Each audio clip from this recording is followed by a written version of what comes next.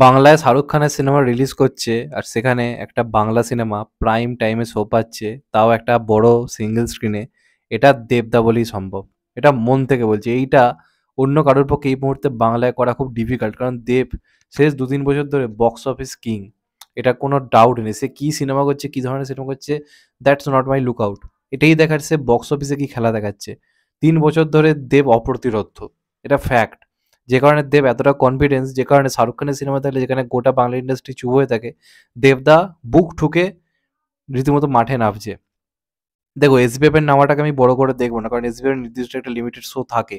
তো তাদের নামাটাই বড় করে দেখবো না। এই মুহূর্তেরই এসবিএফ এর সঙ্গে লড়াই শুধু নয়, দুটো বলিউড আর সাউথের সিনেমা, হেভিওয়েট দুটো সিনেমার সঙ্গে লড়াইয়ের নামা, এটা মুখের কথা নয়। এবং এটা দেব বারবার বলে এসছে, যাই হোক না কেন, যে সিনেমা থাকুক না কেন, আমি বড়দিনে সিনেমা রিলিজ আনবো, করেই ছাড়বো। কারণ দেবদা বারবারই কথাটা বলেছে, বারবার হিন্দি সিনেমা এসে, সাউথ সিনেমা এসে একা খেলে মানে চলে যাবে, বাংলা ইন্ডাস্ট্রি মুখ লুকিয়ে থাকবে, এটা আমি হতে দেবো না। যে কারণে দেবদার প্রধান নিয়ে আসেন। আর দেবদা তো এই বছর দুটো হিট দিয়ে দিয়েছে। দেবদারা কিছু যায় আসে না, দেবদারা কিছু পাওয়ার নেই। বাকি ইন্ডাস্ট্রির একদিকে আর দেবদা একদিকে, যা খেলা দেখাবার দেখিয়ে দিয়েছে।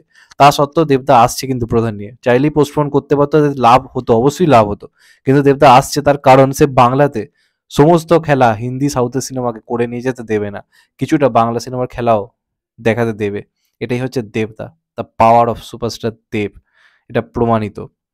তো এটাই বেসিক্যালি ব্যাপার, যেটা নিয়ে বেসিক্যালি আমি কথা বলবো। তো প্রধানের শো নিয়ে, প্রধানের শো পাওয়া নিয়ে। তাই প্রথম থেকে বলে এসেছিলাম যে সবাই হাসাহাসি করছিল, অনেকে ডাঙ্কি স্যালারের সঙ্গে কেউ ক্লাসে আসে। তো আমি প্রথম থেকে বলেছিলাম কোনো চাপের ব্যাপারই নেই, কারণ এবারে প্রোডাকশন হাউস হচ্ছে বেঙ্গল টকিজ আর দেবের প্রোডাকশন হাউস, মানে যৌথ। এই দুজন যখন এসছে বাংলা বক্স অফিসে খেলা দেখেছে, এদেরকে শো দিতে বাধ্য।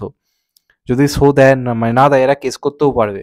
কারণ এদের কাছে 2 বছরের ট্র্যাক রেকর্ড রয়েছে টনিক আর প্রজাপতি। এবং টনিক প্রজাপতি সেই সময় এসে বলিউড এবং সাউথকে উড়িয়ে দিয়েছিল।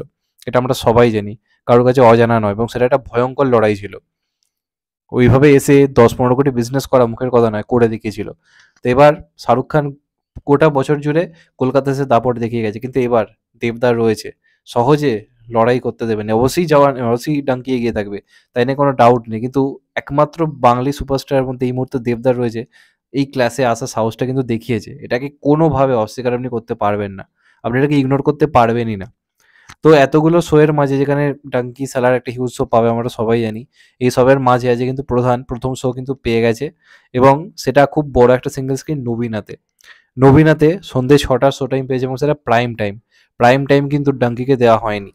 প্রাইম টাইম মানে প্রত্যেকটা হলে একটা প্রাইম টাইম থাকে, যে টাইমে লোকজন বেশি আসে। সন্ধ্যের টাইমটা 100% একটা প্রাইম টাইম। তো সন্ধ্যে 6টার শো কিন্তু দেওয়া হয়েছে প্রধানকে, যেটা একটা দুর্ধর্ষ টাইম। কারণ এই উইকেন্ডের এই যে টাইমটা, শীতকালের যে টাইমটা, সন্ধ্যেবেলা লোকে প্রচুর পরিমাণে ঘুরতে বা সিনেমা দেখতে পছন্দ করে। তো দারুণ টাইম দেওয়া হয়েছে, এবং ডাঙ্কিও ডাঙ্কি অনেক বেশি শো পেয়েছে। কিন্তু এর মাঝে এসেও এসবিএফ একটা শো নিজের দখলে রেখেছে, 4টের শোটা, যেটা কাবুলিওয়ালা রয়েছে। কিন্তু তার থেকেও বেটার শো পেয়েছে প্রধান। এবং এছাড়া এটা থেকে একটা জিনিস প্রমাণিত হলো, শো পেতে কোনো সমস্যা হবে না। প্রত্যেকটা জায়গাতে একটা দুটো করে শো বরাদ্দ থাকবে কিন্তু প্রধানের জন্য, এবং এটা মাল্টিপ্লেক্সেও শো পাবে। কারণ মাল্টিপ্লেক্সে, মানে এটা, এই প্রোডাকশন হাউস এমন যে এটা শুধুমাত্র কিন্তু সিঙ্গেল স্ক্রিন থেকে বক্স অফিস আনেনি। আগের বার গোটা বাংলার মাল্টিপ্লেক্স কাঁপিয়ে দিয়েছিল প্রজাপতি, সেই ট্র্যাক রেকর্ডও রয়েছে।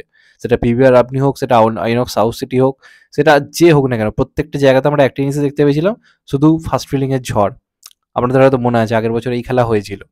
তো এইবারও যদি দেবদা ডাঙ্কি সালারের মাঝে এসে এই খেলা দেখায়, তাহলে একটাই কথা বলতে হবে, সে আসে রাজপথ দিয়ে বুক ভরা সাহস নিয়ে, এবং তার সাথে চ্যালেঞ্জ নেওয়া সহজ নয়। এটাই।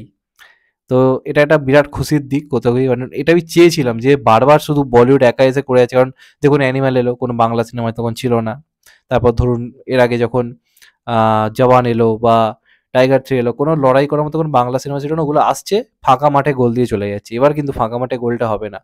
একটা শো বাদ গেল ডাঙ্কির, এটা ভেবে দেখেছি তার, মানে বাদটা কেন গেল? কারণ একটা দেবের প্রধান রয়েছে। এটা কিন্তু একটা বড় অ্যাচিভমেন্ট।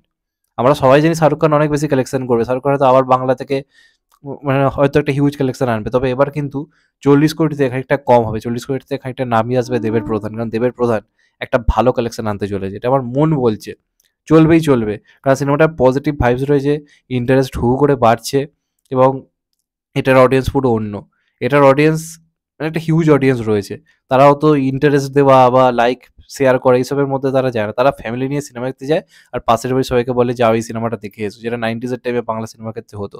এবং তার মধ্যে এটাই আবার দেবের মাসি অবতার রয়েছে, যে কারণে একটা ইউথ অডিয়েন্স ওই সিনেমাটা নিয়ে এক্সাইটেড রয়েছে। তো আমি খুবই আশাবাদী মানে প্রধান নিয়ে প্রথম থেকে ছিলাম এই কারণেই।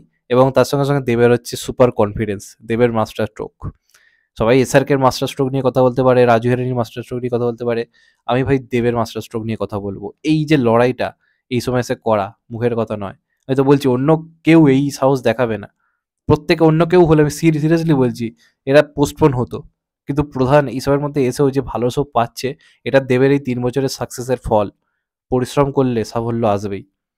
তো দেখা যাক কেমন হয়। আরও যেরকম ছোট পায় আমি জানাবো। এখনো অব্দি বুক মাই শো নবীনা পেয়েছে এবং নবীনা খুব ভালো টাইম পেয়েছে এবং আশা করে যে ওই শোটা মোটামুটি তো 1লা জানুয়ারি অব্দি হাউসফুলের বন্যা বইয়ে দেবে, এটা নিয়ে কোনো ডাউট নেই। তো দেখা যাক কি হয়। দেবের জন্য এই টাইমটা এমনিও খুব লাকি, প্লাস দেবের এমনি সময় মানে স্বপ্নের সময় চলছে। তো যাই হোক, এটাই ছিল আমার বক্তব্য। যদি চ্যানেলটা নতুন হয়ে থাকে চ্যানেলটাকে অবশ্যই সাবস্ক্রাইব করে দিও and get the bell icon. ভালো থেকো সবাই, টেক কেয়ার, নমস্কার, আবার দেখা হবে হয়তো ভাই। তো সবাই ভালো থেকো, সুস্থ থেকো, টেক কেয়ার।